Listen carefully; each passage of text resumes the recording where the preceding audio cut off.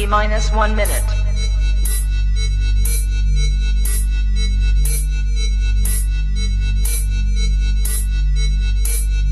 T minus 50 seconds.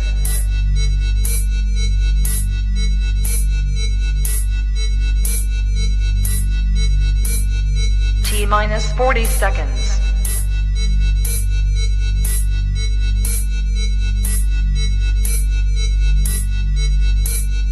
T minus 30 seconds.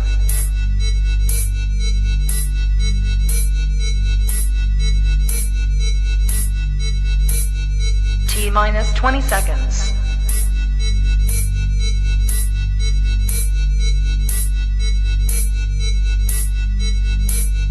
Ten, 9, 8, 7, 6, 5, 4, 3, 2, 1, 0. Can we talk?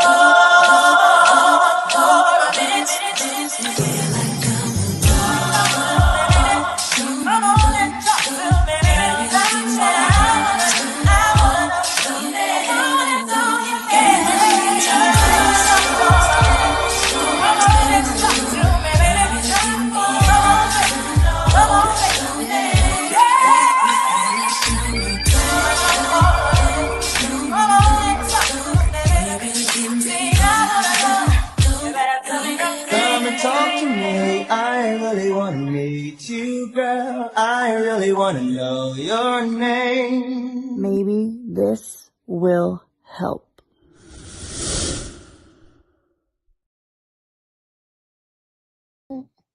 Just like that, back like we never left. What's up, y'all? Did we ever leave? I felt like I never left. Listen, are you still happily married? Yes, sir. Yes, All sir. right, you didn't leave. Cool. All right. Cool.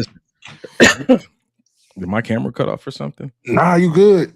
You All good. right, man. Unfortunately, I still see your face. These websites, it's a lot of new stuff that they're doing, bro. StreamYard is adding new options on Instagram. I done added my website to the bottom of the doggone live so that people can just immediately go to the site. Listen, because let's start it off like that. Why? Hold on. Something happened recently. Hold on. You can also add a link to your store. Oh, wow. Did you do that one yet?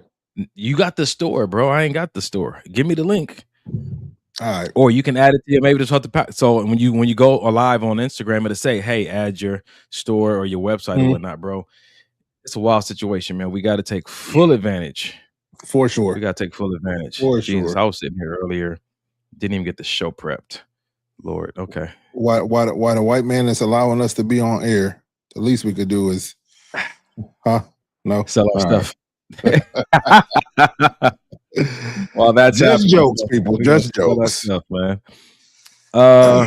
Dang, bro. Well, let's get into it, bro. What'd you learn this week, man? How you feeling, man? How you living? Oh man, it was a good week, man. Just a whole bunch of newness going on in my life, bro. New things going on in my life that I won't get into the details about, but life is good, man. Just continuing to try to be a student and to continue to learn and not think that I got stuff figured out, and just staying humble and like I said, just being a student of life, being a student of people. Sometimes we think because we reach a certain peak in our life, whether it be a career, whether it be in therapy, no matter what it is, that we can't still learn from other people. And that's so far from the truth, bro. Whether they're younger, older, I still learn from my son. He's 14 years old, teaching me stuff daily about myself, about life in general, about how to handle certain situations.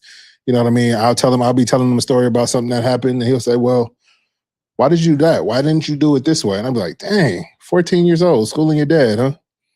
But that's what life is about, man. So yeah, this week it's been good. It's been good.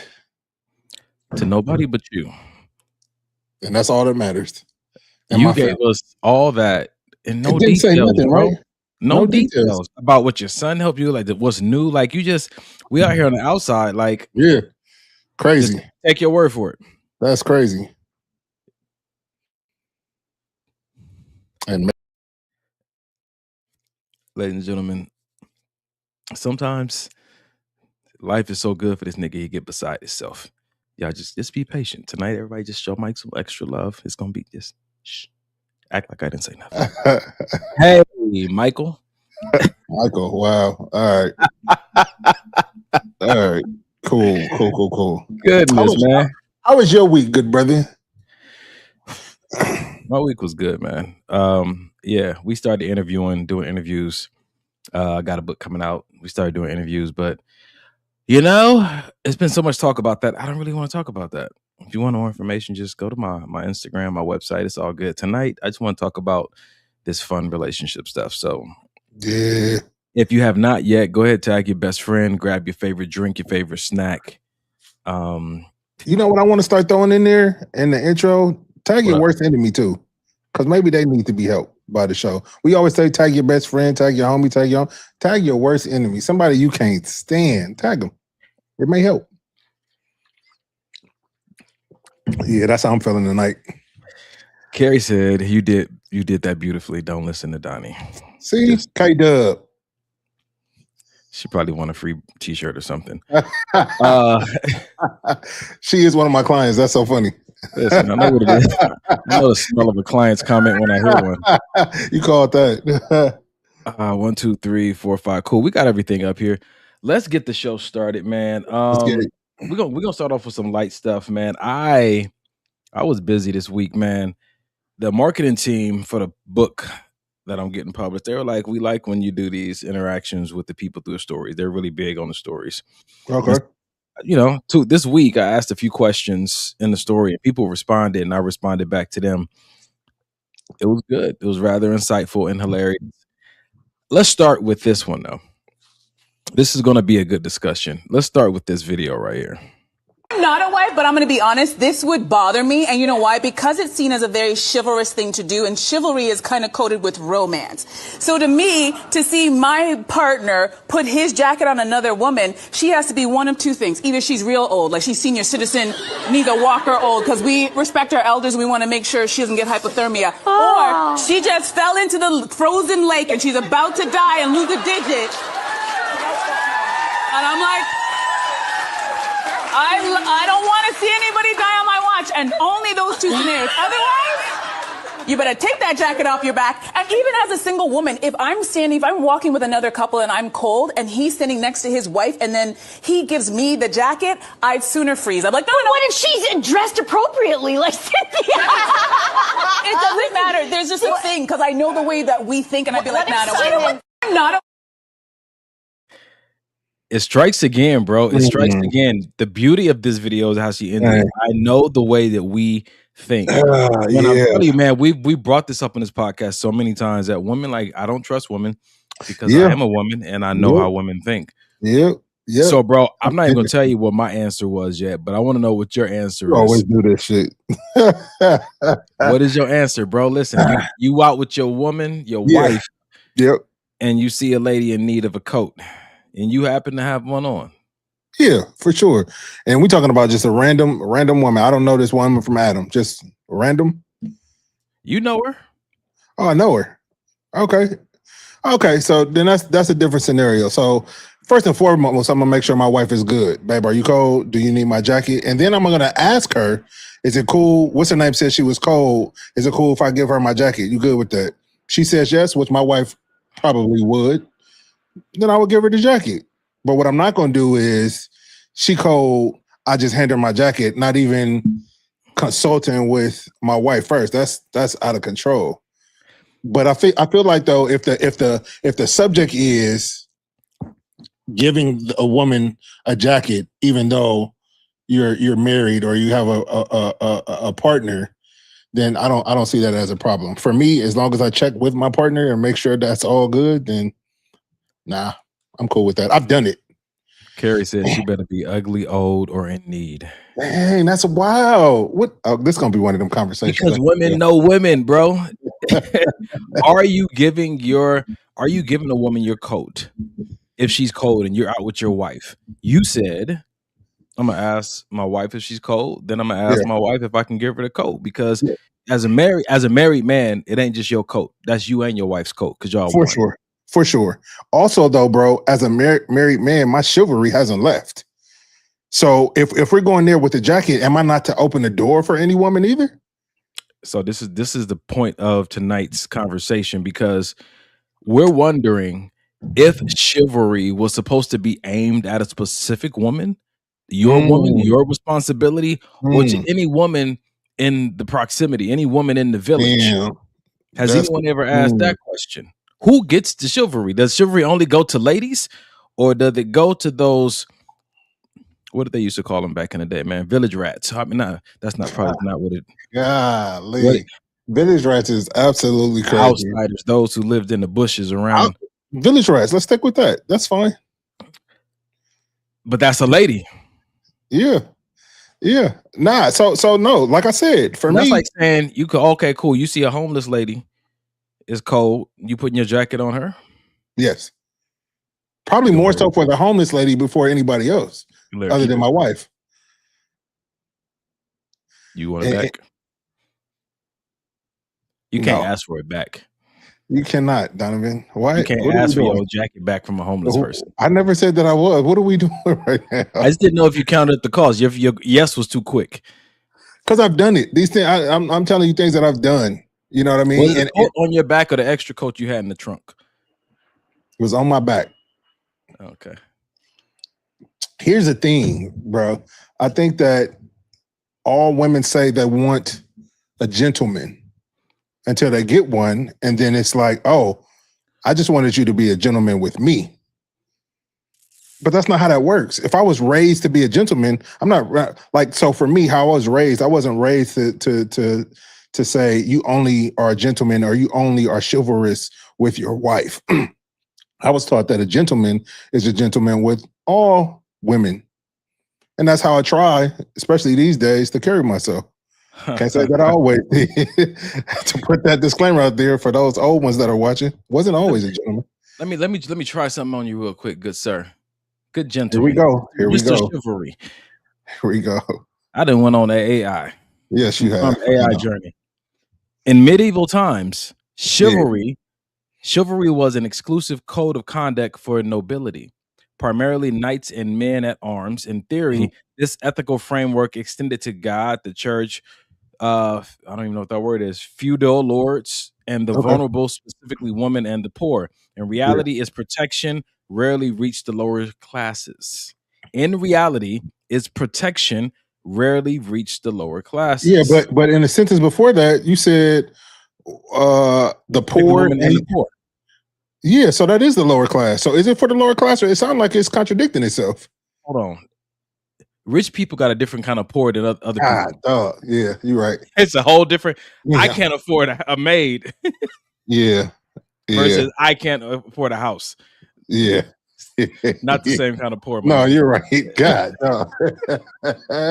Absolutely right. I gotta wear the same outfit the next week. Kind of poor. Yeah. All right. Okay. So we're good. We're back. So as we're having this conversation about chivalry,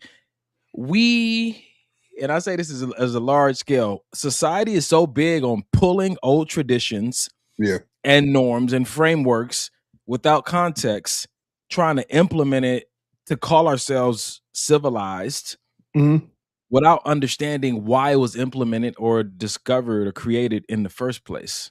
I'll go with that. What was the whole point of chivalry when it was first created? Now you got people out here getting cussed out for not putting their jacket over a puddle of water for strangers who got working legs, who could jump over.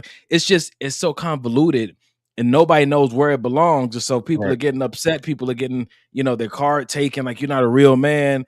And it's like, you're not a lady. And we're having these arguments. And has anybody gone back and looked at, hey, does this even make sense anymore?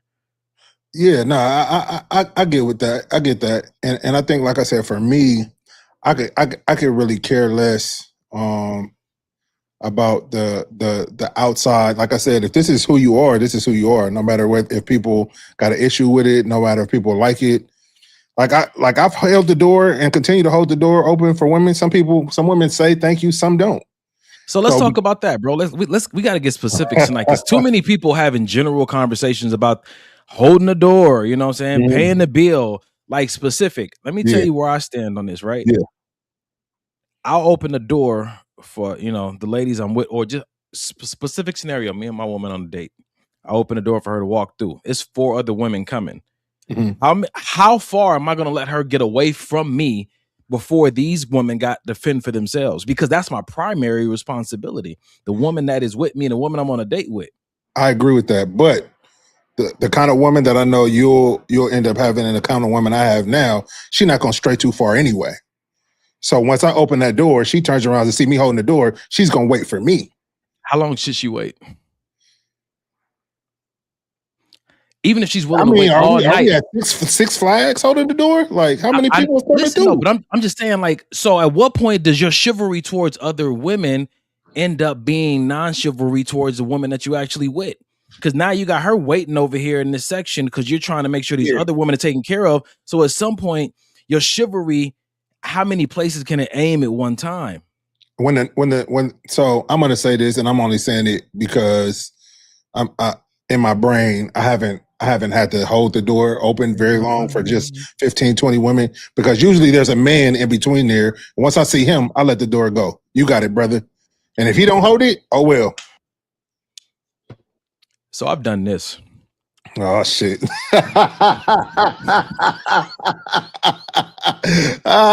What have you done, brother? Listen, if I'm on a date or if I'm with a woman or with my mom and we got somewhere to get to and I open the door for her and it's the whole crew of people coming in, I'll do the push and I'm gonna go catch up with whoever I'm with. Walk away. Okay. Listen, so show some effort on your side. Because some people will see you holding the door and take a sweet little time. They'll just slow down. We got a gentleman right here. I got a woman right there. So I'm you got it. Yeah. No, that's valid. That's super valid. Listen, how long do you expect me to hold this door? And I feel like it's really unappreciated these days anyway.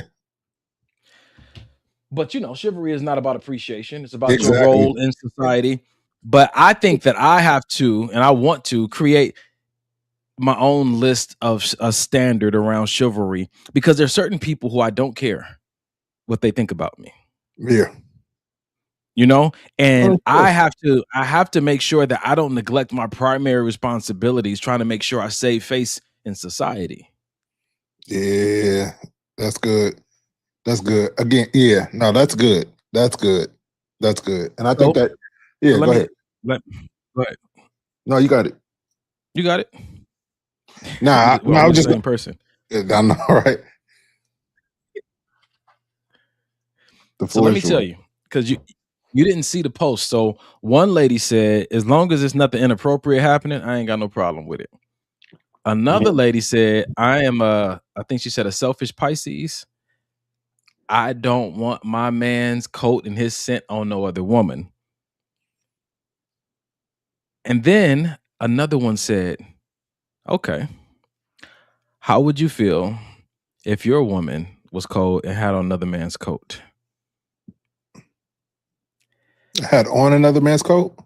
Yeah. Did I have a coat?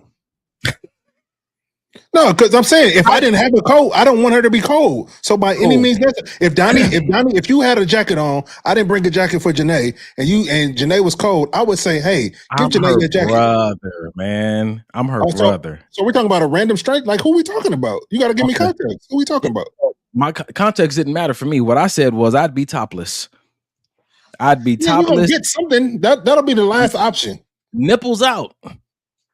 Before my woman has to resort to wearing another man's coat. And then I politely said, if we were all responsible adults and checked the weather before we left the house, this wouldn't even be an issue.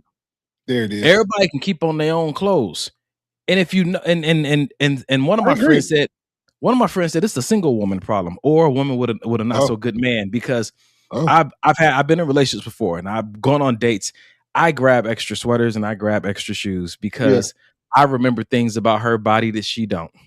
I know how long I've memorized how those are. My mom taught me at an early age, babe, some heels are for standing, some heels are for sitting, some heels are for walking.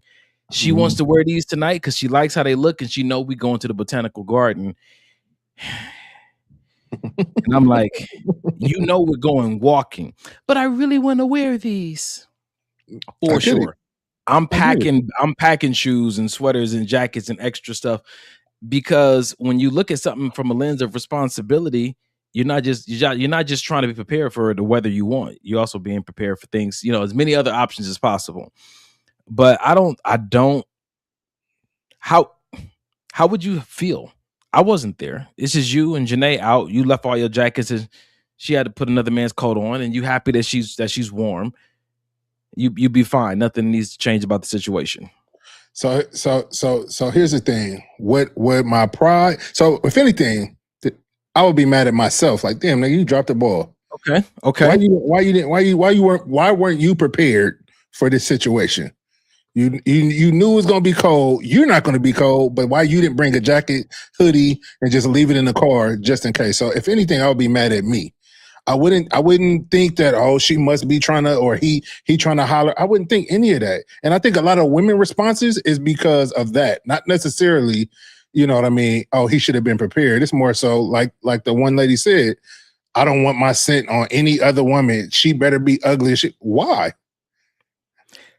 You already know, bro. We don't have the woman's mind, so we really have to take their word for it. There's something else going on. You gotta take their word for it, because too many of them are too adamant about this topic. It's something that we just don't know about the species. Is it coming from insecurity though? All of them? I mean, too many of them is too adamant about this. Yo, I trust you. I don't trust them. They know what they made of. I think we have to just take their word for it, bro. Oh yeah, you might be right. Because even my wife has said that before. So Kanisha said, "My man is imaginary, but I expect it to extend past me." So she expects his chivalry to extend past her, and I can understand that, because I think women also want a man who has a good reputation out in the world. Okay, shit. You can't have it both ways. You want me to have a? As soon as I finished the sentence, I was like, "Oh, okay, maybe not." Because you want me to be chivalrous or don't you? You can't have it both ways. No. What's every woman's favorite word? No. Both. Both of them. Both. God, I don't know about the women you married or the women you dated, but the ones that their favorite answer is always both. Jeez. Yeah. 9 times out of 10, if you give them an option, they're gonna say both. Jeez. And the ones that are watching this and laughing know that they're guilty. Mm-hmm. Yep. So yes, they want both. I want him to have a good reputation, but I also want his chivalry to extend exclusively towards me. Mm-hmm. Ferguson Marv said, "I'm with him as long as he's doing for me first. I'm cool with him doing for another woman as long as he doesn't get too close." She said, "Women know how slick some women can be. Some women don't even allow their man to be around her female friends." Oh, look, I got something on IG. Fly Cali Girl said, "What up, Niche?" Said, "I'm not letting a sister freeze. I'll be mad if my man doesn't." And then Carolyn said, "A sister, that means just black woman, right?" Context, nigga. They got exegete. Look, Carolyn said, "Homeless lady definitely gets to keep the jacket." I can feel a little something on that statement. It's fine. That's funny. That's why. That's funny. Nah. So I feel like this though. I feel like, again, going back to the if my woman had on another man's coat, like I said, I'd be kicking myself in the ass for not being prepared for that situation. So let's stay there. Let's stay there for a second. We gonna stay right there, because she gonna give you the eye contact and she gonna nestle in, because it's probably a 4X. So I doubt that. But so here's the thing. Here's the thing. Am I gonna let her freeze? What are we talking about? I got an option. You got a whole body. I got an option to keep my woman warm, and I'm gonna say no because of my pride. Because of my pride, I'm gonna say no. Because that's all it is pride. Take your shirt off. Okay, what if that's not that don't keep her warm? It's cold. A t-shirt not gonna do nothing. How big? How little is this woman? No, how cold do they get? Janae can have on a full blown fur coat and still be cold. Nigga, y'all need to leave the venue. Leave the venue and take her to urgent care because her iron is low. All right, Tuesday ain't even count. This is why you ain't been eating at the house lately. I wasn't even talking about my sister. I was not. She has low iron though. So how would I know that? Stop telling her business on the public web. And give her some red meat. Selfish nigga. God, dog. All right. Nigga. I'm moving on, man. We have beef tacos on Tuesday. Yeah. All right. So ultimately, the answer is both. Fellas, let's look at the double standard. Damn. Just prepare. I think if it's a word for the fellas, just prepare as best as you can. If it's your first date, you know what I'm saying? So you just have an extra coat in the car. You know what I'm saying? So, and have a boundary of how long you willing, especially first impressions. If you're on a first date and she walks in, it's a group of ladies behind her. Listen, you might want to pull the door shut just to make sure this woman knows that, What are we saying? Okay. We're going to have to, I disagree. Too helpful. Being too helpful can be an issue. So is there any scenario we can use where we're like, oh, I love a woman when she acts like this, and I love when she can do that we're like, okay, that's enough of that. Like, we're talking about men being chivalrous. Yeah. Okay, here we go. All right. Here we go. We at an event. You with your wife. Yeah.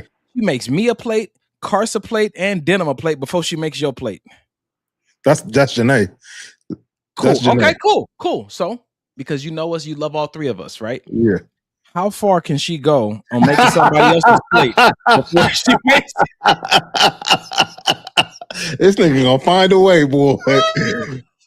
This nigga gonna find a way. Talk to me, huh? Outside of the three males you named, that's probably where the buck stops, nigga. Maybe her dad and my dad and JT. Y'all go to the pastor house and she make the pastor a plate before she makes the pastor better get the first lady to make his damn plate. Shoot. What are we talking about right now? See, I'm trying to. It don't feel good on the other side, huh? I'm trying to stay in my higher self, and you just won't let me. That's what it is. Oh, golly, man. Listen, Kanisha said we ain't just making random plates, and we ain't just holding random doors, nigga. Come on, man. Let's level it out. Okay. All right. Y'all don't want to have a real conversation. Nah, what's in the chat, man? Your sister talking about how you not eating Tuesday? My iron is definitely low, cold. I ain't gonna tell the people why she cold all the time, but it has something to do with the house she lives in and the people that her roommates. Carolyn said, "Hey, yo, that was a great example about making plates. It was cool. Whatever." This nigga. Your wife said, "I'm not making anybody else plate outside of y'all," and that's a fact. Okay, that's true. I wonder if there's a list of who. When it comes to shit. So you also got to know your woman. I don't got to worry about shit like that with Janae. Just like you said, holding the door, and how far is she gonna go? I already know Janae. We already locked in. She's not gonna go too far. She's gonna wait for me. She's gonna turn around. All the things. The thing about it, though. So I love that you know her and you got that. I got you. I get it. I think at the same time, just because your partner is willing doesn't mean that's their preference. And so I'm living in a space of, even though I know she wouldn't have a problem with it, I'm still careful how often I put her in that situation. I got you. You know what I'm saying to you? Yes, it's like, oh, she good, nigga. After a few years, she good. And if you remember when we're talking about the jacket, the first thing I said was I check with Janae first. Hey, are you cold? Do you need it? Do you need the jacket? And also, is it cool if I give her the jacket? If she say no, then the answer no. She gonna have to freeze. Babe, that's enough. That's enough chivalry for tonight. I can see Janae telling you that's enough. And I will be okay with that. 1,000%. Let me turn this button off. That's good. Now I'm All calling right. women out their name and slapping them and everything else. Mike, okay. The next post. Y'all think Mike is sweet because he be on here with the gentleman stuff. That he got a whole nother side. As soon as his wife was like, that's enough. Right. That nigga revert Let back. you off the leash. What we got next, man? The next post that I put up on Instagram this week was a post that said, how much you supposed to send a girl for lunch? How much you supposed to send a girl for lunch? Mike did not get a chance to see the responses from the women, and I only posted the women's responses. I wouldn't post the men. Please tell me what they said. No, what do you think they said, Michael? I think they start throwing out dollar amounts. How much do you think they said? Oh, it wasn't bad enough that they said a dollar amount. They were saying ridiculous numbers. It was around the same amount, though. That's what was odd to me. These women don't even know each other. The fact that an amount was thrown out is already crazy to me.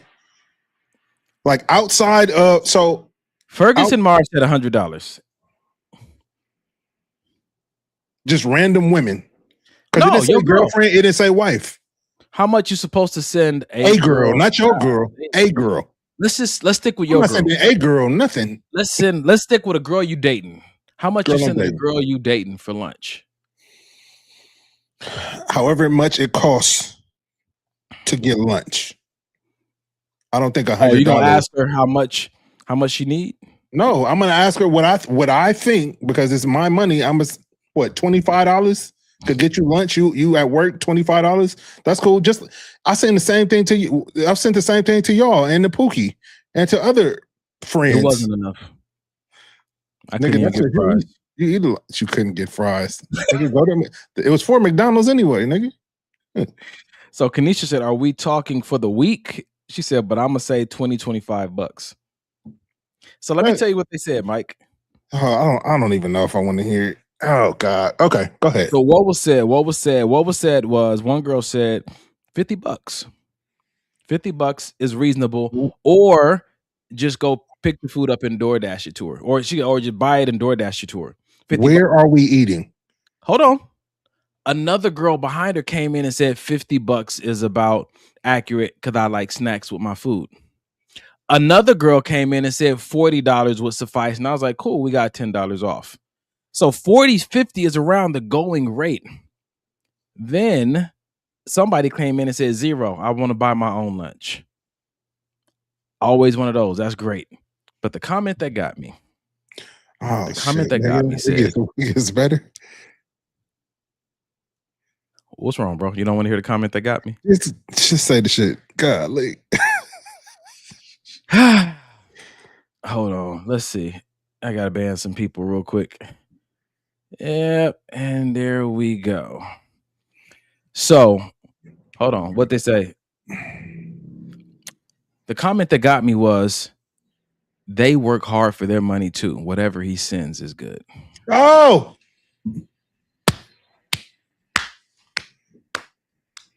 She gets it.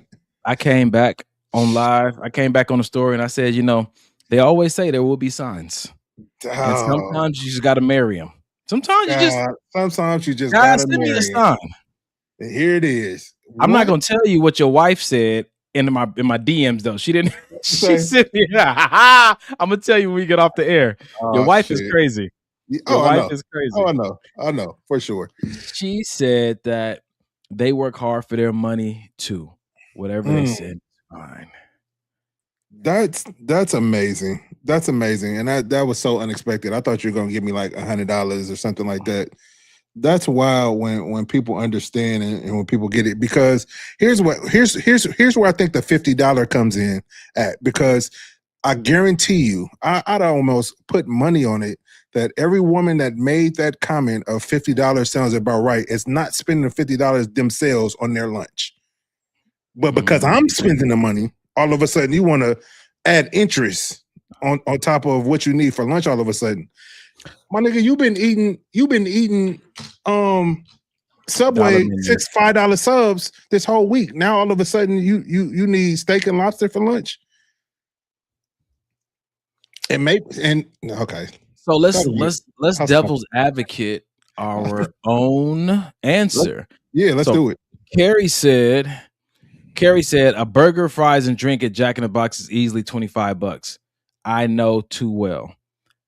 So if it's a girl that I'm dating, and y'all know that I'm probably premature. I do this stuff way too soon. But if I'm interested in somebody and she could potentially become the one, and we're so far even from that route, I'm already thinking about her health and her body. I knew you were going there. I'm not buying her.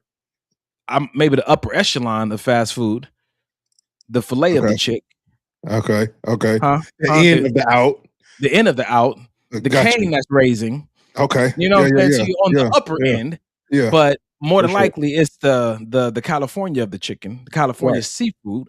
Right. You know what I'm saying? Knowing you would make her lunch. You would have the chicken breasts and the brown rice and all the shit already for her. True, but we're talking about if you had to send her money, right? So, you would send it, you know what I'm saying, to you, but when your wife, Chick-fil-A is still BS. I think that my go-to would be to identify, what I know she likes. You know what I'm saying to you? Because if it's not lunch, if it's, hey, I need an outfit, we're going somewhere, I want to do an outfit, like, the taste and the type of woman that you chose. You know what I'm saying? I'm not saying it's nowhere near your responsibility to buy her lunch, to do any of that. I would say it's not. Until you're married, does it become your responsibility? But if you decide to volunteer and commit to this internship to where you work but you don't get paid, that's on you. That's great. You know what I'm saying? Look good on your resume. Right. But that answer at the end of just an acknowledgement that they work hard for their money too, whatever they send is fine. I didn't want to discount nobody else because they could be, she said, whatever they send, I'm grateful for. Exactly. She said grateful. I'm not saying the other women wouldn't be grateful, but they didn't say it. That's because it wasn't on their mind. They said what was on their mind when the question was asked. And the first thing they thought about is $1 amount. I mean, the question was $1 amount. How much you supposed to send a girl for lunch? Right, but we're talking about women that think outside of themselves. And clearly the woman that answered with that last answer clearly thought outside of herself. Put herself in a situation like, I don't know if the woman is single, if she got a man, but she gets it. She's single. She gets not for long. Somebody. Listen, where Ray at? What I think Ray just tapped in. No, that was Reggie. What up, bro? Big Red. Listen, we got one. We got one on the hook. Oh man. So Ferguson Mars said, honestly, I came up with 100 because that's what I would send. According for applies to main course, drinks, and a tip. I say 100 because that's what I would send, accounting for appetizer, the meal, a drink, and a tip. 100 is not that much these days. How long her lunch break? She probably work where you work. Y'all should 2-hour lunch break. Okay. Listen, that's fine, man. Ladies and gentlemen, thank you guys for chiming in the chat. I definitely want to start on a light end today as we get into some new stuff because to the topic of tonight's show is hard hearts make hard marriages. Oh wow. Yeah, so we got some things to get into. Even though the fun is not over, we are going to shift gears just a little bit. And we're going to go in a direction like let's start right. What's this one? How do you know they're the one? Let's start with this right here. Guys, don't make your life harder by choosing a woman that acts like a man. You gotta pick a woman that's feminine in her own character, somebody that shows and radiates love, because those are the type of women that are gonna take care of you and make your life an amazing experience for the rest of your life. You only get one life, so why would you choose the woman who's acting like a man? And like, you just... being a man who makes your woman feel safe, protected, compliment her, make her feel beautiful in her own skin, and then she'll always be able to find peace and comfort in you and actually trust your words. So genuinely, like, she loves the most authentic version of you, so you can give her your essence, your protection, your love. She'll be with you forever. Guys, Just work with the content. I know you. Just work with the words. Just work with the words, man. All right. So, what do you think?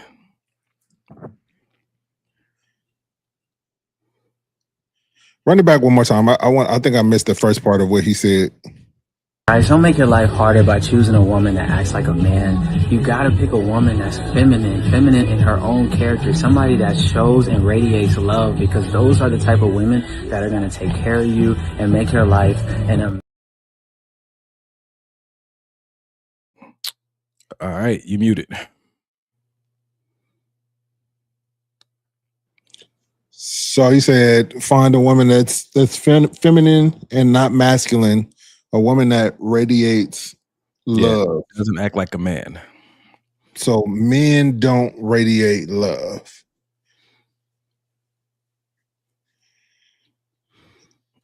Let's talk about it.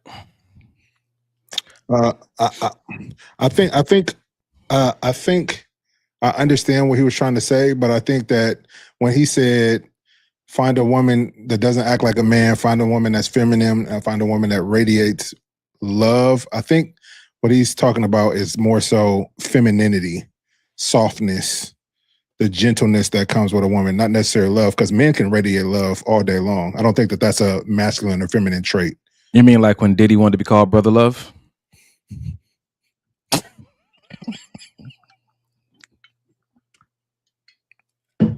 How'd that work out? Beside the point. We were saying, Mike. Show. No, this is gonna be my last show. I'm done. Done.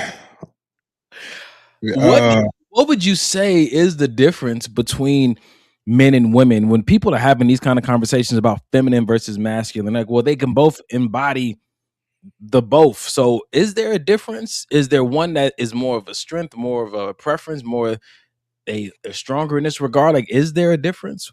I would think there is. I would think that femininity tends to be a little bit, like I said, more gentle, softer, around there. I think masculinity tends to be more,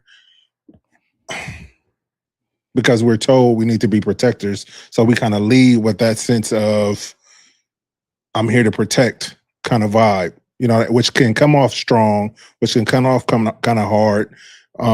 So no, I don't want to be with a woman that is masculine or acts masculine or has big dick energy, as the new thing is going. You know, it's not attractive to me. All right. So if we had to identify the difference, if a woman says, yo, am I feminine? Or a man says, you know, am I masculine? They're asking, what are these questions they're being asked? So I look at it from, I guess, a biological standpoint. Women have this monthly cycle. They have a different arrangement of hormones that release that they must engage with that causes them to be a certain way, right? Mm-hmm. In most cases, this causes them to be more empathetic. Mm-hmm. And a lot of people believe, the doctors believe, that it's because of the hormones, specifically the I don't want to say the hormone cocktail, but golly, the concert of hormones that they experience on a monthly basis that leads them into this more of a in tune place with things from an empathetic place that brings about this softness. It could, you know, of course, I know it can get a little aggressive, you know, with, you know, the cramps and stuff, but again, they're still feeling it, right? Yeah. Men, the way we're wired up on our daily cycle, the way the brevity of how these hormones hit us leads us more to a logical place. And so what I'm thinking is one of the major differences between men and women, when we're talking about masculine and feminine, could be maybe in the most practical way, that a woman the feminine wants to sit with you in it. Yeah. The masculine wants to get you out of it. And they're both like forms of trying to show love. I can dig that. You know what I'm saying to you? Yeah. Yeah. So at some point you're like, well, if a woman ever tries to get me out of it, is that not feminine? If a man ever learns how to sit with me in it, is that now feminine? Yeah. And I don't think it is. I think that like you kind of mentioned that your girl McJared. Is that what women should have? Go ahead, bro. I think that when you're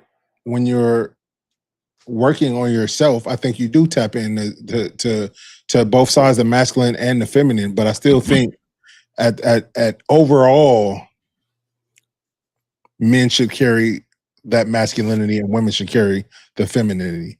What is the masculinity for you that you carry, that you say, no, this is masculine, my wife doesn't need to be like this?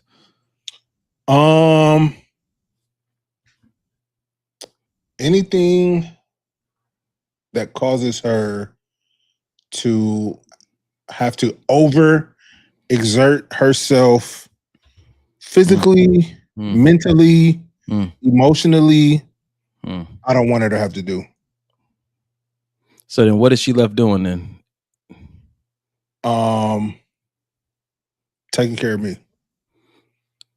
So just you don't want her to ever feel overexerted. Yeah, and I'm not talking about, oh, I had a hard day at work. I'm talking about, for instance, only thing I can think of is, she's at work and some guy comes in there and she's going back and forth and arguing with some guy and they're going at it, raising voices, and you shouldn't have to do that. I'll handle that. Just tell me about it and let me handle it. You should be able to go through, for my wife, you should be able to go through life and the things that cause you to have to step outside of your softness and cause you to have to step outside of your gentleness. That should be my task to handle. Got you. All right. Interesting. So what do you do about the women who, and this might be a bigger conversation. Nothing at all. They're not my concern. All right. So what should I do about the women? So there are the women who want to stay home and just like you said, stay in the softness of it all. Just make sure things are good, stay balanced, stay regulated. But then there's the women who want to join you on the battlefield because they feel like I'm a warrior princess. I want to be there as well. That's also Janae. That's also Janae. So is femininity less? For sure.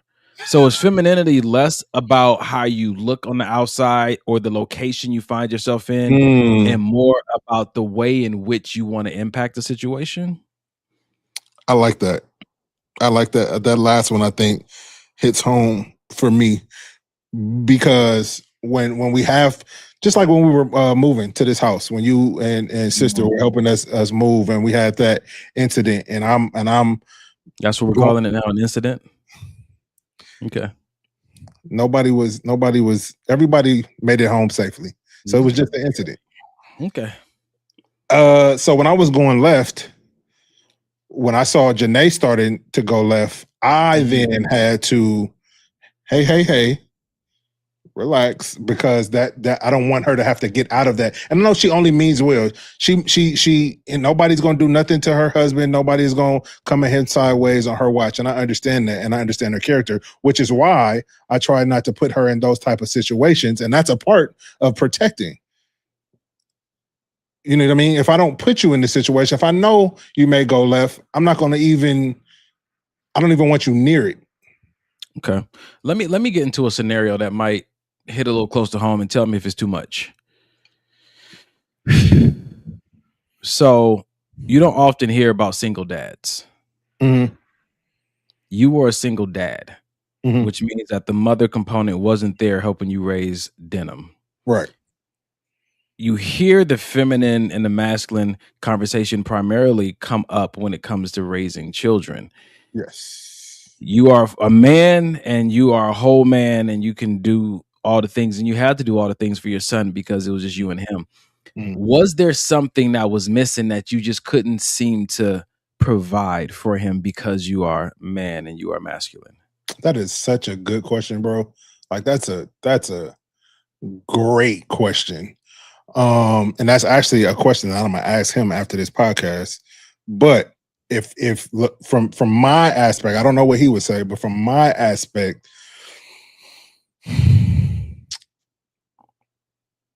damn, bro, that's a good question, because in my mind, I feel like I play both roles to the best of my ability. Wasn't too hard on them, wasn't too soft on them. Tried to give them the, oh, come here, baby. Also tried to give them the knock it off. You know what I mean? So, but I can only do so much as a man. You know what I mean? Everything that I tried to portray as far as feminine, that I felt like a mother would portray, it was all an act. It was something that, oh, this is what I think a mom would do in this situation, so let me try this. It wasn't innately in me to do. So I'm happy you said that, man, because me and one of my friends were having this conversation about women being feminine and whatnot.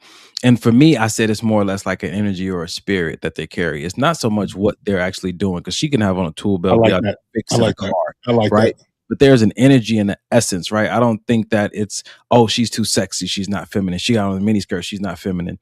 For me, it's this energy, and I don't think it's something that the natural eye beholds. I think that it's something that your spirit recognizes, and it's almost like, you know, when you're in the presence of a man because of the masculinity, there's an energy that he carries that makes you say, I am safe, or I am whatever. And then there's women when they're in their feminine, or not even in their feminine, when they're just operating from the way that God made them. Right. When a man is around there's a softness that he taps into. There's a gentleness that he taps into. Sure. There's a head that goes to a lap. You know what I'm saying to you? And so I think that when you look at it from that respect, you recognize that it's not something that you can even fake. Yep. You know what I'm saying to you? And then you learn to appreciate it more when you feel it, because a man can never be a woman can never be a man, when it comes to the kind of energy that they give off because of how they were made. And for me, when I'm looking at or experiencing women who are, you know what I'm saying, I guess have the feminine energy, if we want to keep calling it that, which I feel like is problematic at its core, the term is, I know what it feels like to be in the presence of feminine energy. Mm-hmm. And it does something for a man, just like a woman being in the presence of masculine energy. It does something great. It does something beneficial. It lessens a load. It brings about an ease. It seems like there's, like you said, there's a lack of the need to multitask. And I mean, from a place of approaching life. Yeah, agree. You know what I'm saying to you? And it's not so much that I give you a list of identifiable things that this is what a woman should do, this is what a man should do. The conversation about masculine and feminine is different than the conversation about gender roles. We're not the same conversation. Agreed.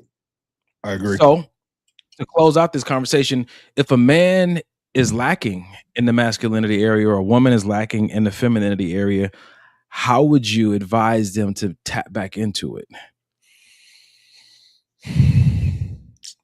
And this was where I think mentors are really great, bro. Which a lot of people, I guess, don't have. I didn't have one. I don't even know if I have one now. But I feel like growing up, if I did have one and I was struggling with that, I think asking someone that, even if I viewed, man, that's like a man's man, you know what I mean?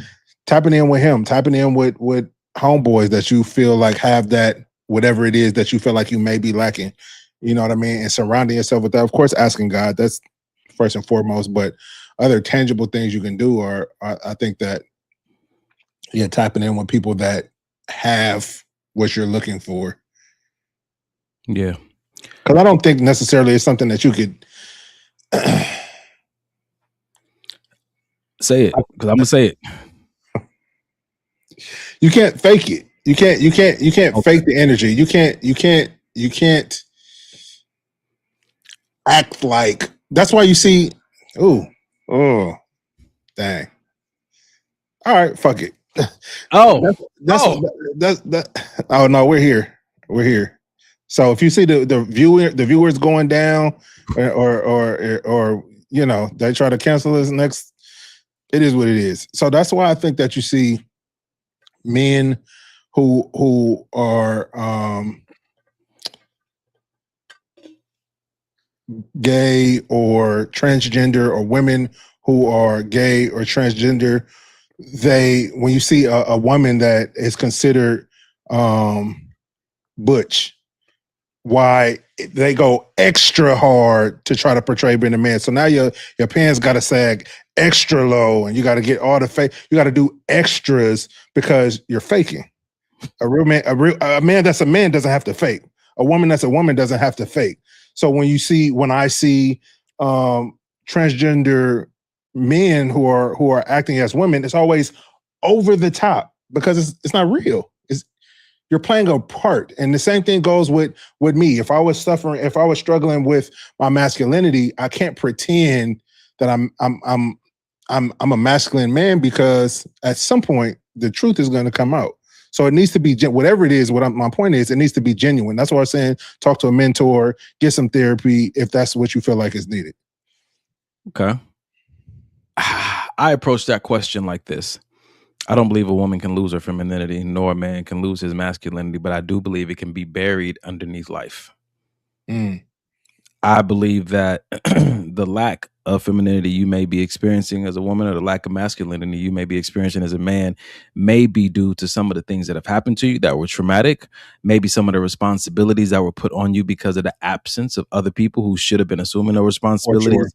Over time, you've put on not just the personality, but the costume of a role that you shouldn't have had to play. Sometimes that does require therapy. Sometimes it requires coaching. Sometimes it requires you being in an environment where everybody's pulling their own weight. Yeah. And I think that's what happened mostly in those who are healthy. They just need to be around people who are pulling their own weight, because it's the extra unnecessary or the forced upon responsibility that may require you to I guess step away from yourself in regards to the energy or spirit that you normally or naturally would carry. And I think again, like you said, for a man who's just having a hard time finding his masculinity, or a woman having a hard time finding their femininity, therapy does help. Because I went to this show this weekend called Seven, and it was 7 people who had suffered some kind of traumatic event, and they all got a chance to share their story. And then in the second act, they all had the same therapist, and he called them together, and each one of them stories helped heal another person. It was a really good play. I was actually one of the panelists, mental health panelists on after the play aired. We went on the stage and had a conversation. But I say all that to simply say that they talked about how traumatic situations can trap you at a certain age, and then also traumatic situations also carry a personality. So sometimes people who've been through a similar traumatic situation act the same way because there's a personality associated with it, or at the age and the time in which it happened to them, they can be stuck in the mentality in that specific area of life. They can be a boss and handle responsibility, all that kind of stuff. But when it comes to this part, they're back at 8 years old again, And so I think that if it's something that you recognize, or something that people around you recognize, and you're like, bro, like, yeah, man, like, it's just, where's that? You know what I'm saying to you? It might be worth looking into what has covered that up. And sometimes I hear women say this often about mama's boys. It's too much mama on them. They didn't allow the boy to step into certain responsibilities that would have nurtured and nourished the masculine in him, but it never left him. It's still there. Yeah. It can be untouched and untapped, because like for a woman, she's never been in an environment where the men actually held their positions in a way that hers can be watered and nourished properly. You know what I'm saying? So I just say that from the standpoint of anybody listening, like, just, it doesn't matter where you are today. It's in you still. You know what I'm saying? And sometimes it's just environmental. When you get in the right environment, you recognize how it's still there and it's easy for you to walk in. And so then begin to prioritize those environments for young men as well. Like, don't shy away from the extra responsibility. It actually feels a lot better than you think. It's something like when me and Mike on this podcast talking about, man, it brings joy to my heart to be able to take care of my woman a certain way. Like, it sounds odd until you do it. It fills men with a certain layer of satisfaction and fulfillment that, it's unquestionable. Yeah. Yeah, man. I agree. All right. I'm good with that. So with that being said, we're talking about, this masculine energy. I want to shift the conversation to boys versus men. All right. So check this out. Boys match energy, men, we guide it. And most men don't know the difference until they've lost a good woman because they were too busy reacting to her instead of leading to her. Here's what matching energy actually looks like. She comes home frustrated, you get frustrated. She pulls away, you pull away. She gets emotional, you get defensive. You turn the relationship into a mirror instead of a compass. Whatever she brought to the room, you reflected right back at her. And you called that keeping it real. Two people escalating together with no one at the wheel. A man who leads doesn't mean a man who controls. It means a man who stays calibrated when everything around him isn't. She's allowed to have bad days. She's allowed to be emotional. She's allowed to bring the storm into a room sometimes. But your job isn't to match the storm. Your job is to be the thing that doesn't move when the storm hits. Because here's what women don't always say out loud. They're not looking for a man who feels everything that they feel. They're looking for a man who can hold steady and stay consistent when they feel what they feel. That steadiness is what creates safety, and safety creates trust, and trust makes a woman actually want to follow you. Proverbs says that a gentle answer turns away wrath. That's not weakness, that's precision. A man who understood that the most powerful response in a heated moment isn't volume, it's direction. See, the most attractive thing you can do in conflict is stay calm when she can't. Not because you don't care, but because you care enough not to let the moment make the decision for both of you. She doesn't need you to feel everything she feels. She needs you to lead her somewhere better than where she is. Boys, man. I love this video for so many reasons. Let's get into this conversation, bro. We're only halfway through the show, so I'm trying to save space for the big conversation. Yeah. Nah, that's super good, man. That's super good. I feel like being able to be regulated. Let's step outside of just romantic relationships. Being able to be regulated in any type of hostile or heightened emotions are around you is like a top tier superpower, bro. And I feel like, without going too far left, I think that I've seen that most since you and I have began our brotherhood. I don't think I've ever seen you lose it. Even at gunpoint, even at stuff going on with family, you know what I'm saying? I've never seen you just completely lose your bearings, you know what I'm saying? And I think a lot of that is due to the training that you've had, possibly therapy, and just some overall decisions that you decided to make for your life. But with that said, I don't think that comes easy for everybody. So as bro is talking, I agree with everything he's saying. I think it's great. But I think for some of us, it's like easier said than done. I agree, but easier said than done. So what I'd like for you, because like I said, I see you as the tip of the spear when it comes to that, maybe some how did you get to this place to where you can stay so regulated and so even when everything around you is chaotic? I want to say two things that jump out to me, man. First, you got to want to be a man. And not just want the title. You got to want the responsibility of a man. Yeah. And to want it, you got to know what the responsibility is. And so again, studying that, asking other men, having mentors telling me this is what a man does. And after you hear all that, you got to first want that. The other most important thing is self-awareness. You got to understand where you are as it relates to where you want to be as a man. in every situation, like self-awareness. So for me, when I wake up in the morning and I'm doing my mantra and I'm meditating, I'm doing my breathing, what I am reminding myself of is I am God's son. Yeah. I'm a man on this earth that he put a light inside. So there's a responsibility. And at the end of this life, I have to give an account for the things that I do. And so for me, it is very, like you always tell me, it's a humble path of just staying aware. I can't stay regulated if I'm not aware. Staying aware of how I'm feeling. And that was tough for me when I didn't know how to identify what I was feeling. Interesting. Yeah, that makes sense. You know, and that came, I've been in relationships where we were both off of the handle. I am matching her energy 100%. I'm a man. I can get louder than you, more aggressive than you, 1000%. You know what I'm saying to you? But the more I study, like you said, these workshops I've been to, I recognize what anger and rage does to me. Boy thinks about, oh, I can't wait. This rage is about to kill him. I'm going to get him with this rage, but it has to burn you up first. It does.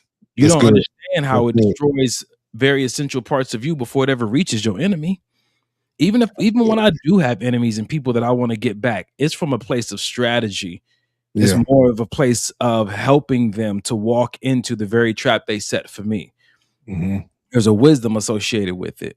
You know what I'm saying to you? So that self-awareness, when I'm in the face of a woman and I can see her getting loud and she's starting to get angry and stuff like that, I'm like, oh, okay. I see what's happening right now. I hate being disrespected.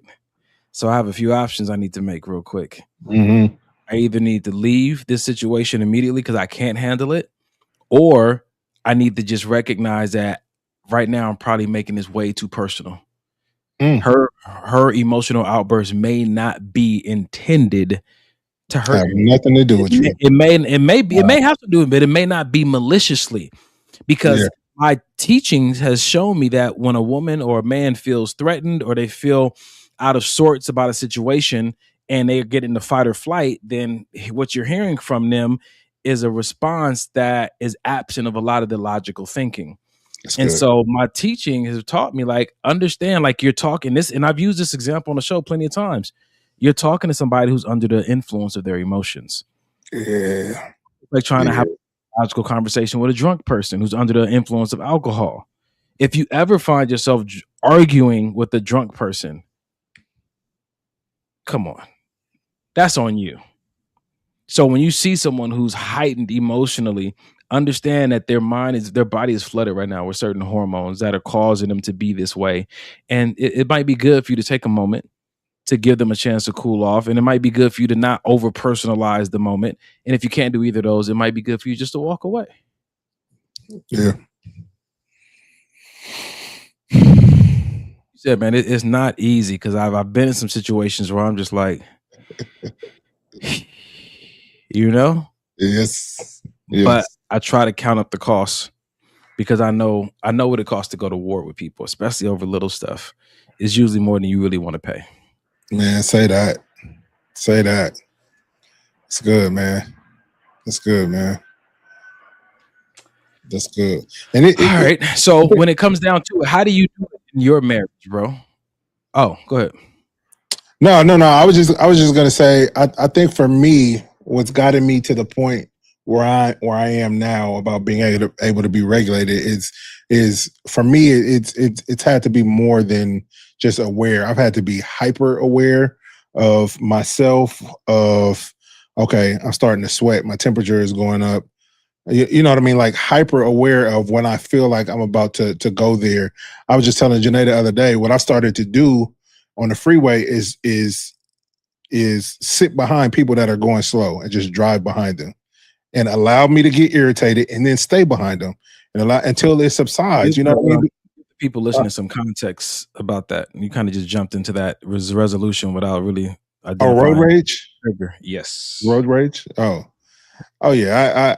I used to have some severe road rage. Get out the car, knock on a window, kick a door. Like, it was bad. You know what I mean? But you know, that I feel like road rage stems from other things in life, which it did. But it all led back to self-regulation And to the point now where it's like I look at it as training a muscle, and that muscle is that self-regulation muscle. And like any other muscle, you have to do things to make it grow. And one thing that I do to make it grow now is I'll sit behind a slow person in traffic. Somebody will cut me off and I'll slow down as opposed to speeding up. You know what I mean? I've literally recently had to catch myself stepping on the gas, and then I have to just ease up on the gas. Like, no, what are you doing? We're not going backwards. You know what I'm saying? And for anybody that is struggling with self-regulation, I feel like it can be like a miracle cure and happen overnight, you know, but for those of us that it didn't happen that way, you got to work that muscle. And you can't just do it thinking that, oh, because I say I want to be self-regulated, that it's just going to magically happen. You got to do things to make it happen. So let's talk about it from the realm of relationships. Yeah. If you are in a relationship with a person who's able to stay calm when you go left, Mm-hmm. and I know the video is talking about a man staying regulated. He's not matching that energy, but I just want to open it up. Yeah, let's. To women who stay regulated when sometimes the men goes left. What do you think, or how do you think a person should respond to or appreciate if they have a partner that stays regulated when they go left?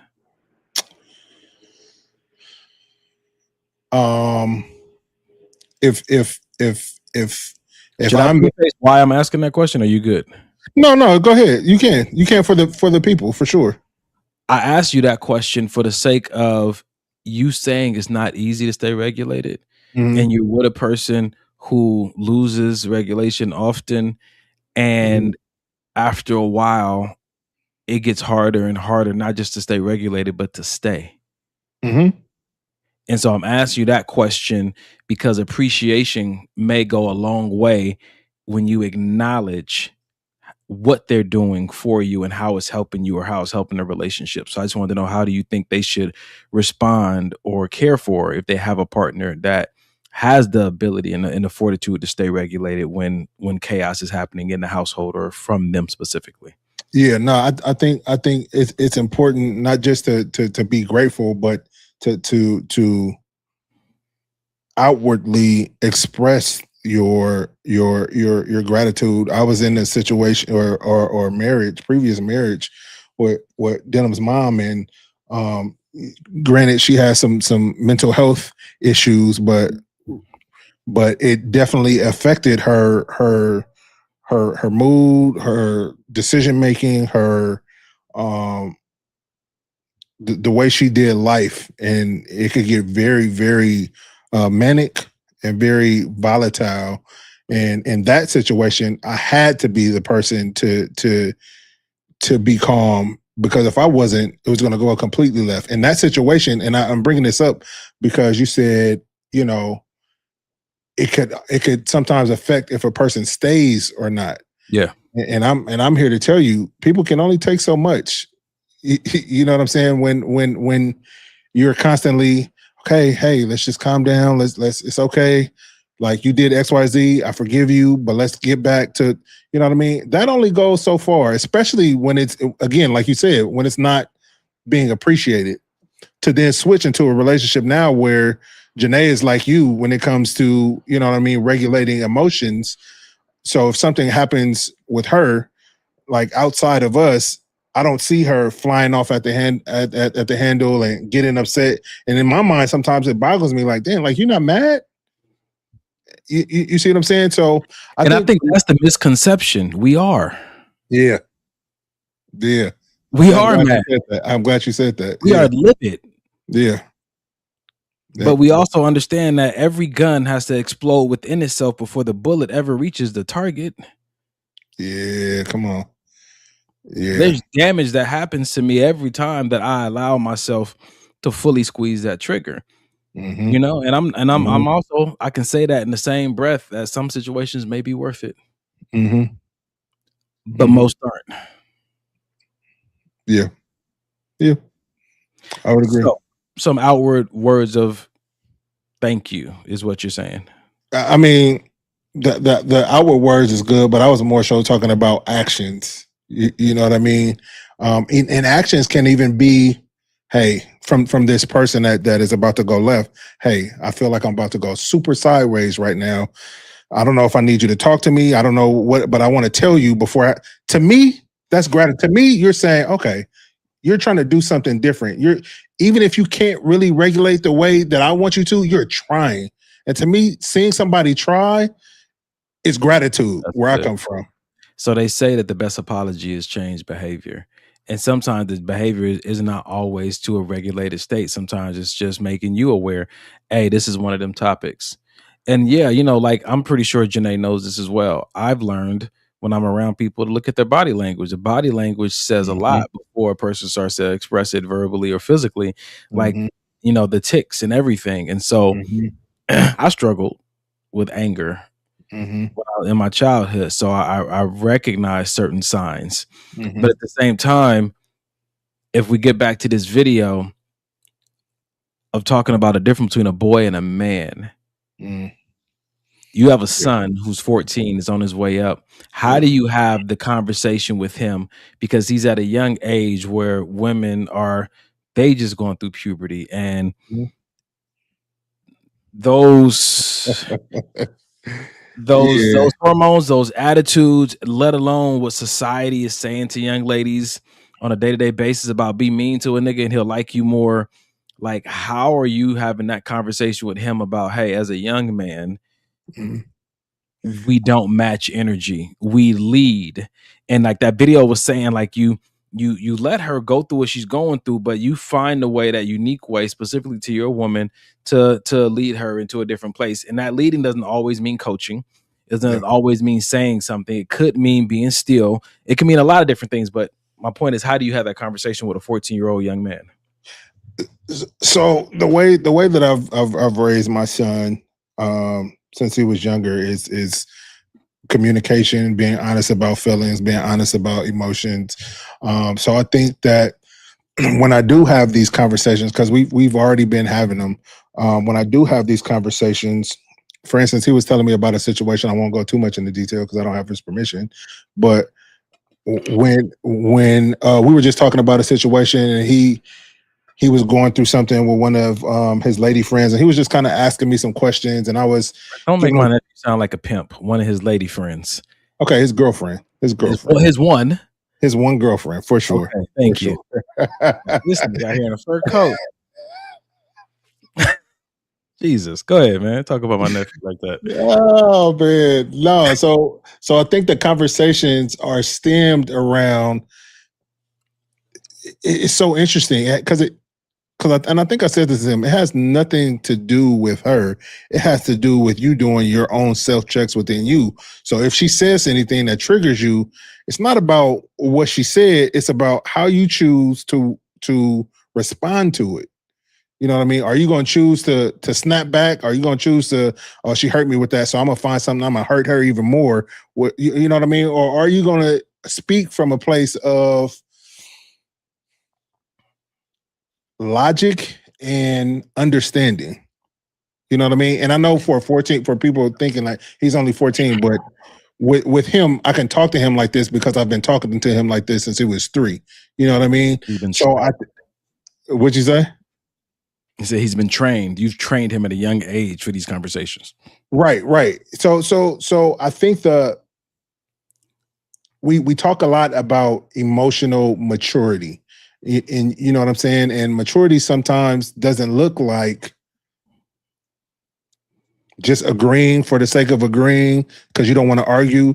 Maturity also doesn't look like we got to sit here and talk about the same thing in a circle for the next 10 minutes. So it's more so about, like I said, not to repeat myself, but like I said, wanting him to do his own self-checks real time. Yeah. Which is difficult. I just learned how to do it as an adult, but he's doing it, or he's attempting to do it at 14. I think that's really where it starts, is at the young age. So you're not 40 years old, 39 in your 30s, just now realizing that you can self-regulate in real time. That's good, man. All right. So last question on this topic before we move on to the next one. It's a relationship podcast. So we're dating now, right? No, we are not. I am married. Mike is married. I'm dating now. Well, am I? Dang. For those who are dating now, there we go. Okay. For those who are dating now, we're going to have a conversation about what if you're with someone who has a hard time being regulated, but you're physically attracted to them and there's chemistry that you have with them. You want a potential future with them, but their inability to stay regulated for a great amount of your time you have with them is becoming a struggle. Where should your tolerance level be? And at what point do you say, hey, this is now toxic, or I have to remove myself from this situation? Depends on how pretty she is, huh? Nah, you depends on how pretty she is. Don't lie to me. Listen. I did that. I stayed around because of the good looks and the good sex, and I was damaged after I came out of it. So, you know, for me,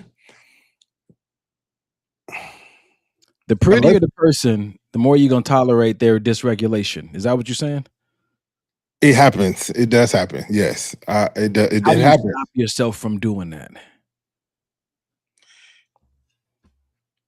I think you have to love your own inner peace more than that person. Because if I'm more concerned about, man, but when she's good, it's great. Gee whiz. But when it's bad, it's terrible. So you willing to risk your peace, your happiness over some moments of some glimpses of happiness with a person? I've done it, and I would never do it again. And I wouldn't suggest anybody else to do it unless God has told you that this is the doggone path you need to walk. Suffering. The longest of the sufferings, nigga. I think at the same time, some of us have to watch out for trying to be the hero to their emotional outburst as well. Because sometimes we are choosing people that we are more, we appear to have a better regulation, but ours is driven by the pride and the ego to always be able to want to say, it's okay, I got you. You can act however you want to act here. You can be toxic here with me, and I'm going to be the first person to love you and all your toxicity, instead of holding them accountable. And that ain't doing nothing for them or you. Listen, bro, I was the people who've been abandoned the most are the people who try to save the most. I think I heard that in one podcast. So anyway, go ahead. You what?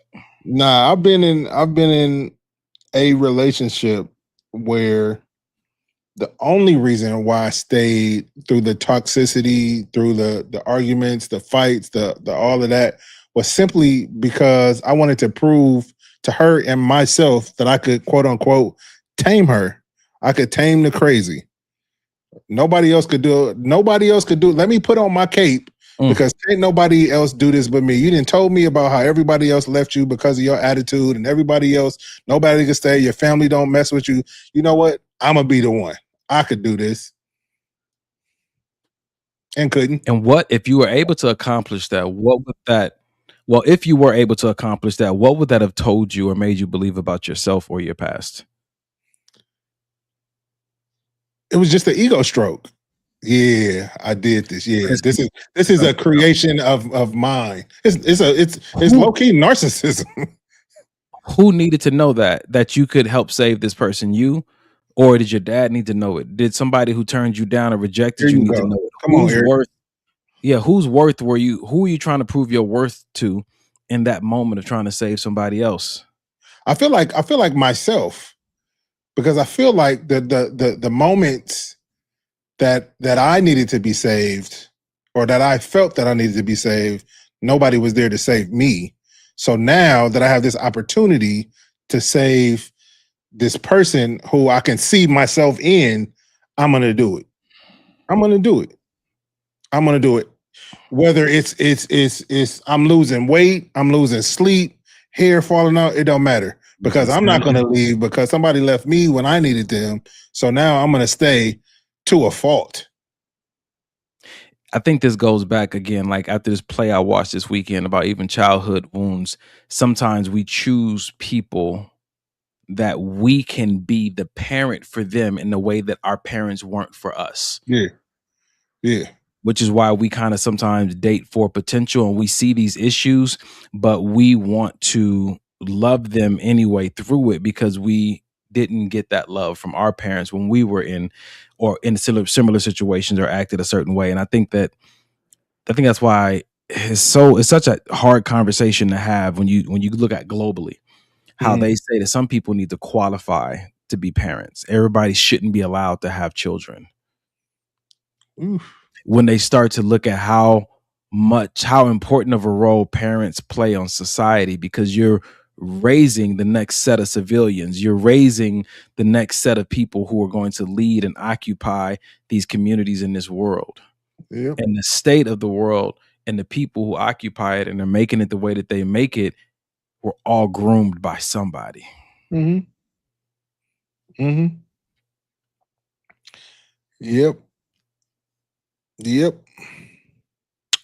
All right, let's turn the page just a little bit. We're going to stay on this same lane of dysregulation, emotions, but I really want these conversations to keep going towards just the men. You know what I'm saying? We're talking about hard hearts make hard marriages. And there's so many divorces happening these days. I'm just trying to identify or help people identify when they are the one who has the hard heart, either because of something that happened to them as a child or something. They had a great childhood and something's happening to them in their marriage and they're having a hard time tolerating it or forgiving it or even seeing it through the correct lens. That's good. Yeah. So, dang, Carrie said, dang, if there was a qualification for parenthood, how many of us would be here? That's facts. That's facts. All right. You want to say anything about that before I put this video up? That's crazy to think about. Check this out. Yep. Oh, you having a bad attitude? I'm gone. Upstairs, gym, video, watching The Office. I'm not going to be bringing myself down for you. And I remember our therapist, shout out to her, she was like, what do you think it feels like for her every time she's experiencing something, you always disappear? Like, could you sit with her? You don't have to coach her out of it. You don't have to try to make her feel better, but could you sit with her when she's having a bad day? It might be a little tense. Air might be a little thick, but this too shall pass. And I also recognize when she's trying to come out of it. Even if there's some gritted teeth, she's like, what you want for dinner? Oh, I want wings or meatloaf, or we could go out. Like, I honor that she's trying. That means working more together. Like, there's so many things that you got to do to stay married for a long time. From an evolutionary perspective, if you're in a small group and you're sad and you're crying, and the group's way to cope with that is like, go off by yourself right now. When are you gonna get eaten by a lion? Other than the times that you're like down, that you're frustrated, like you need people to regulate you. Yeah, so that's so good. So, and then also I realized I don't have hormonal fluctuations like that. But if I did, I'd want her to like, don't abandon me. That's that's really good. God, dog. Jeez, that's really good, bro. These are top tier conversations, bro, because they give real examples. And I think that a lot of us can relate. Like, we don't want, oh, you in a bad mood again? Go ahead. But I have to put this disclaimer out there. That stay energy is not for everybody. It's not. That stay energy is when there is a commitment and now this person is a part of your invested responsibility that you chose.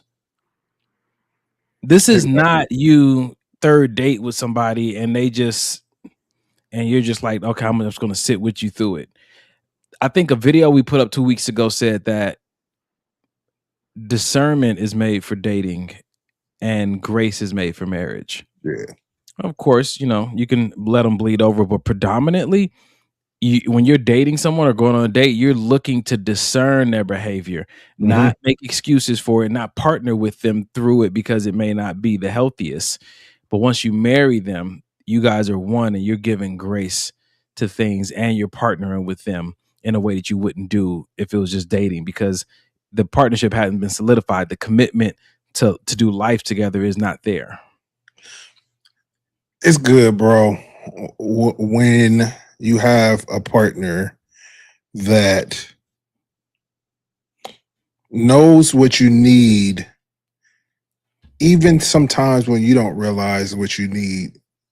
You know what I mean? And I say that coming from me, you know, working on my regulation. You know, Janae may say, hey, she may know I'm in a bad mood, because usually I'm good about saying, I don't know what's wrong with me. I'm just not feeling it. What do you need? Nothing. I'm good. So she'll leave me alone, which is what I said I needed, but she'll always check in. I never feel left alone. You know what I mean? Because she knows that's what you're saying, but because I pay attention, because you're my partner, because we are locked in, I know you still need me. You know what I mean? Because we've had sex and we've bonded, if you're inside of me, I feel you. Yeah. That I think we don't want to discount what happens when you share intimacy with somebody. You can feel them even when they don't want to be felt. Oh, that's good. That's good. That's good. That's good. But to what Kev was saying, the trying to come out of it, kind of like we mentioned with the trying in the last scenario, just the trying to come out of it, just I crack a joke and you kind of smile, or you know what I mean? Just it's just something about, because this is how I feel, bro. So, like, about needing your partner to help you self-regulate. Sometimes, like for me, sometimes if Janae didn't kind of break the silence, or if Janae didn't crack the joke, or if Janae didn't say something, I may stay in that funk. Not necessarily with her, just in general, whatever I'm dealing with in my head. I may just stay and sit in it, because why else do I need to get out of it? It's something about somebody that you're partnering with wanting to see you be okay, and willing to, like Kev said, sit with you in your not okayness. It's top tier, bro. I think that's something that we need to highlight more when we are in the dating arena, when we are in, you know, even engaged, not just to see how they respond when you're in that space, but you learning how to give language to what you need when you're in that space. Hey, sometimes it's like, hey, just sit with me. You know what I'm saying? Hey, you know, give me a hug. Can you hold me for a second? You know what I'm saying to you? Sometimes that, again, I think we said it years ago on the podcast, if you want your partner to win, set them up for success. Give them the information about you that they need to know, so that they can win in those moments that matter the most. Hey, you know what I'm saying? When this happens around this time of month or this time of the year, I think about my cousin that passed away. So usually what helps are old pictures. Usually what helps is, you know what I'm saying, fewer conversations, like about scattered stuff. You know, like, set them up so they can know. Because if not, I think one of the things that we struggle with is when our partner is going through something, one of the biggest fears that comes up is that, is this their new norm? Is this just how it's going to be now? Like, how permanent is this moment? And I think that without conversation, without check-ins, you don't really have anything to gauge. Like, oh, okay, I kind of have a little bit of understanding what's going on. This may be a few weeks. This may be, you know what I'm saying, 2 days. But not knowing if it's indefinite, you start questioning, can I stay here? And I think that can be resolved by you and your partner having conversations about some of the things that usually bother you. Like, they should know how you feel about your boss. They should know how you feel about traffic. They should know how you feel about that time of the month. They should know how you feel about going into that area or being around your family during this holiday. So that when those things come up, they can know this is just temporary. Let me ride it out with you. And I know how to ride it out with you. Versus like, you've changed. This is not the person I've married. Like, no, but give me 2 days. Yeah. You know what I'm saying? Before you panic and stuff, but it's not all on them to regulate because you're going through something. It's on us to give language to what we may be going through. Yeah. It is, bro. It is. That's solid, man. That's solid. Ah, man.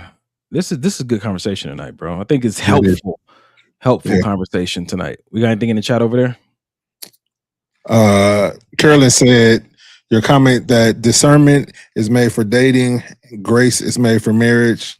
Fire. Yeah, at some point I want us to have a deep conversation about that because there's a lot to unpack there. Check this out though. Carrie said, "See, but I do want the hug or sit with me." Right? And then Allison said, "No, take your ass upstairs or outside unless I ask for your help, wisdom, or hug. When I'm having a bad day, I want to be alone." Knowing communication. It's all communication. Yeah. Knowing your person, bro. But again, you can't know your person. You don't assume you know your person. Get context. Get some revelation. And a lot of times I think we think because we've been together for so long, I know her like the back of my hand. People evolve, people change.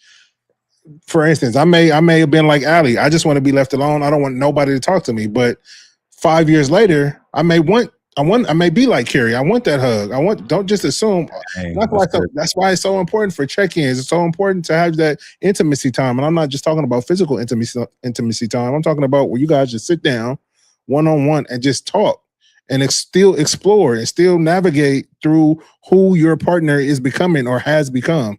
Because they're not the same person. I hope they're not the same person they were 5-10 years ago. That's good, man. All right. We still got like 23 minutes. I feel like tonight's show has been hella long. We might get out of here early. This nigga tired. Yeah, I'm ready to go. It's a holiday tomorrow. You coming to the house? We're not doing shit. No. Anyway, we'll talk. Yeah, we'll talk. Yeah, even though it's a holiday and I'm not at work, other job calls. Yep. I kind of want to finish up with 2 videos that should be fun, but let's do this one first because I think it's the most important that goes in alignment with the conversation we're having. All right. Well, not really in alignment, but it does. Now that we're talking about dating and the person you're with and how much you have to regulate and help them, why did you choose them in the first place? What made you say, I'm going to choose this person? Yeah, I do. Let's get honest for a second. How do you know they're the one? If I told you that you're so similar to your partner, would you feel offended or would you feel proud? If you feel embarrassed, then you took on a project. You're dating potential, not reality. But if you are proud, it's because you see in them everything you want to be, right? Their kindness, their empathy, their ambition, their drive, their ability to go after what they want. And when you look them in the eyes, you know you wouldn't want to be with anyone else. How do you know they're the one? We got to hear that first part one more time. How do you know they're the one? If I told you that you're so similar to your partner, would you feel offended or would you feel proud?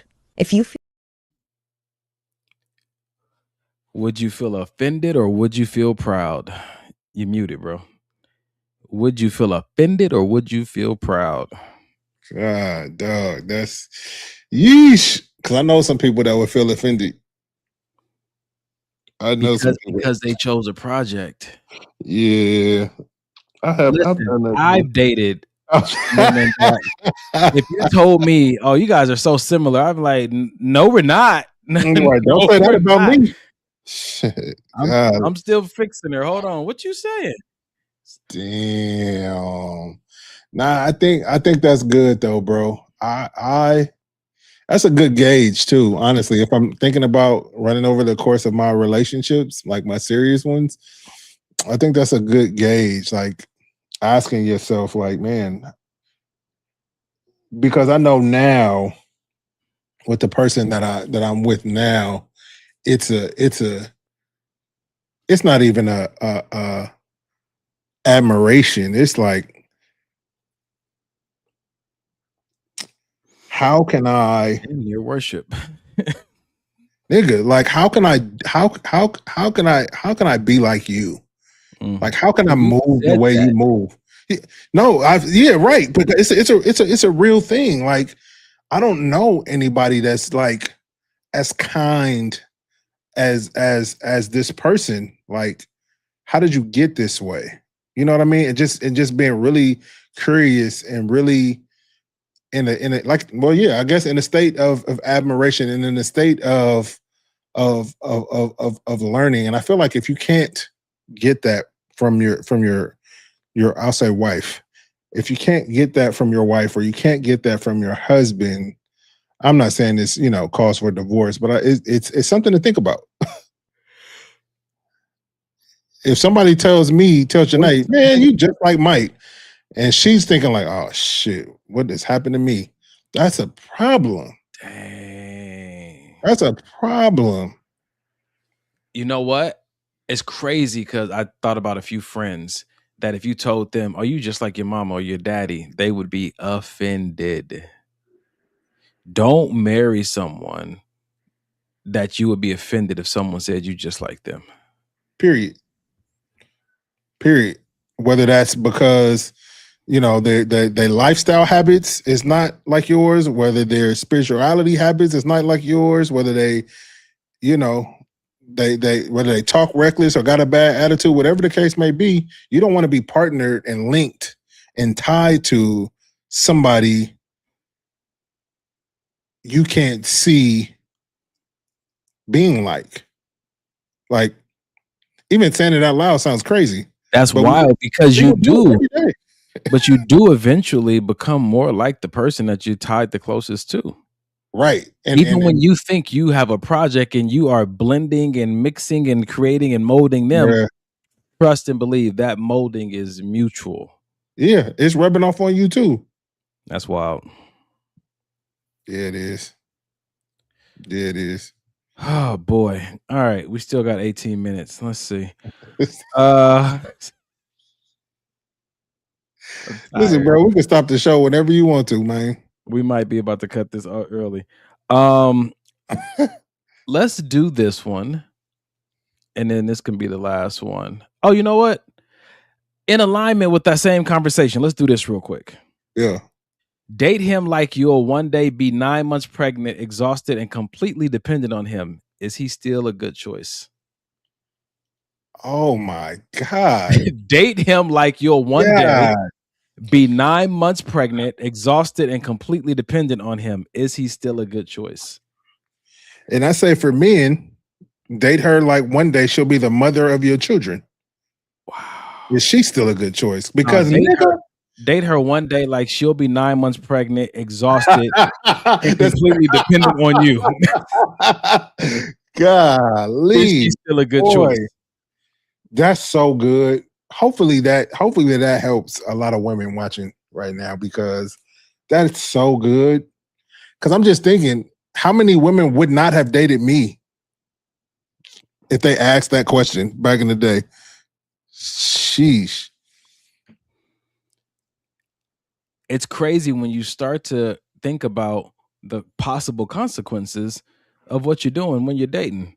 Because to consider being 9 months pregnant, exhausted, completely dependent on him may very well be a reality if y'all is smashing cheeks every date. This nigga can't even keep up with his rent every month. Why are you having sex with this dude? And you think he's ready to have a whole kid, let alone be in a relationship? Before the before the relationship, come on, he got to have your back. Listen, he trying to flip your income tax. Come on, man. Come on, man. You think he's late everywhere? He gonna show up on time when it's time to go to the hospital? You gonna be in an Uber? God, duh. And let me say this to the fellas: if you barely are able to manage and handle and occupy all of what she is, and she's not even pregnant yet, keep your dick in your pants. Simple as that. Simple as that. The kind of questions we need to be asking ourselves. I think sometimes we talk about the questions we need to ask on a date to the other person. This is a question you need to ask yourself after the first date. Yep. First, second, third date. Start asking yourself these questions. Yep. Oh my goodness. Don't. Yeah. Go and don't what? Nah, we good. It's gonna open up a whole new can. Listen, we got 15 minutes. That was only 3 minutes. I feel like that was at least half an hour conversation. All right, this is the last video for the night. Then we getting out of here. Like I said, that one of the most attractive things a person can have is knowing how to have fun. Not your job, not your aesthetic, not even how mysterious you are. I mean, those things, they can have somewhat effect on your image, but just yourself knowing how to have fun. I think that's such an amazing trait anybody can have. Because knowing how to be playful, that's not being childish. Those people who can turn an ordinary Tuesday night into something like so much fun, I don't think that's childish at all. That's elite emotional intelligence, I would say. Life is already serious enough. I think sometimes we all get lost in the process and forget the purpose. But the purpose of life, it's not to work until you die, not to reach the top of the pyramid. And no, I think the purpose of life is enjoy the small moments and just have fun. But we get so lost in the process that we forget the purpose. The purpose is to have fun. I hope we don't forget that. Listen, what color paint was that on her back wall? Was that like an olive? That paint on that back wall, brother. Forest green. That may be an accent wall in the man cave. It's rich, huh? God, dog. And I think she may have had a gold, like trim molding at the top. And the ceiling was too. It might have been textured. With the little brown leather chair she was sitting in? Yeah. Yep. Did you hear anything? Huh? What you said? Yeah, man. Ladies and gentlemen, at the end of every episode, we like to leave you guys with a resource. Maybe something was said tonight that got you thinking about how can I get some help on how to learn and how to regulate, or help regulate my partner, or just get a better picker. Maybe you're struggling with the consequences of having chosen a project in the past, and you're struggling with being able to move forward and not carry the baggage with you. Maybe you have some childhood trauma, whatever it is. You can call this number, get connected to a therapist, a support group, even just some reading materials if that's your flow, to help you on your journey to alignment, your journey to healing. Don't go at it alone. We got you on Sundays, but that's it. Throughout the week, man, 988 is your go-to. Many people from the show have called this resource. They are legitimate, and they do a really good job. The person who picks up the phone is a trained counselor, and if you want to just vent, you can call this number. Never feel like you got to deal with depression and hard thoughts by yourself. This is definitely a good resource for you to tap into. And another good resource to tap into is our Cash App. Listen, we pay $88 a month to stay on the air. We are crowdfunded, so we thank you to all those who've pitched in $5, $10, $15 to help us stay on the air. Please go to our Cash App and drop a few dollars so we can continue to do this. We know that it's helping because you guys are telling us, and we also know that it's helping us. So yeah, tap in to the Cash App, drop some ducats. Mike, you praying us out tonight?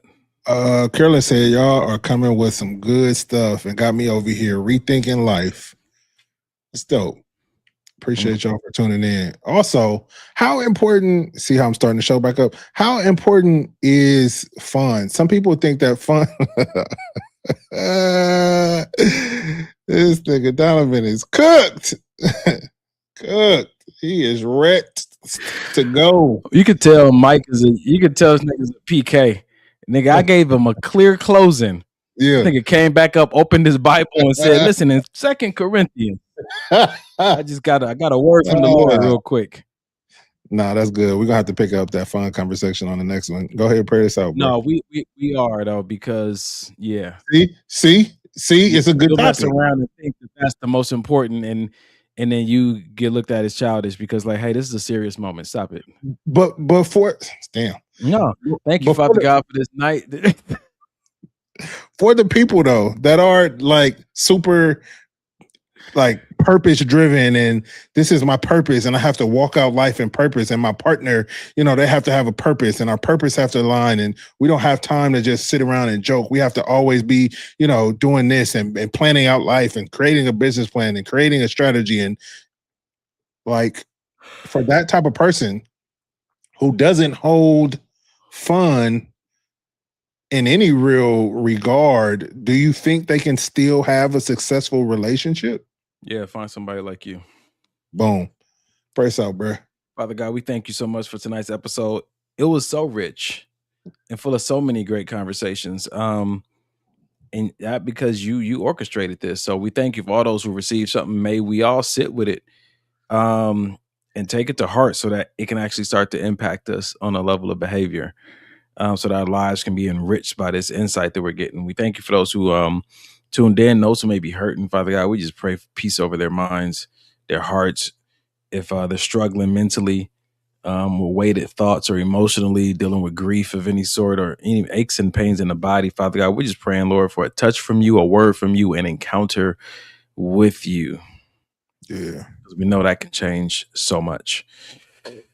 If we're tripping and we're the cause of our tripping, Father God, help us to have a come to Jesus moment with you and look in the mirror and see how we are causing our own hurt. And if we are making excuses for people who are causing us harm, trying to say that this is love and it's not, Father God, show us the error of our ways and how to move into a place where we really have been called to be, who we've been called to be with, Father God, and help us to continue to know the difference. We thank you for all these things. In Jesus' name we do say and we pray. Amen. Amen. Amen. We appreciate y'all. Enjoy and have a very happy holiday. God said the same. We see y'all next Sunday. But listen, about this fun thing. So what I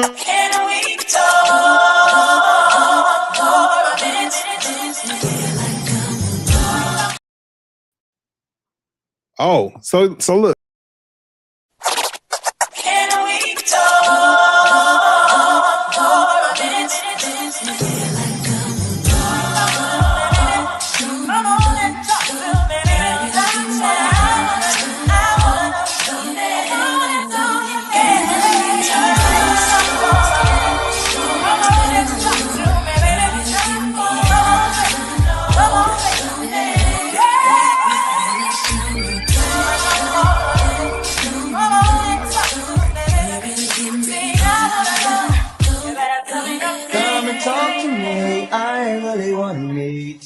Girl, I really want to know your name. Maybe this will help.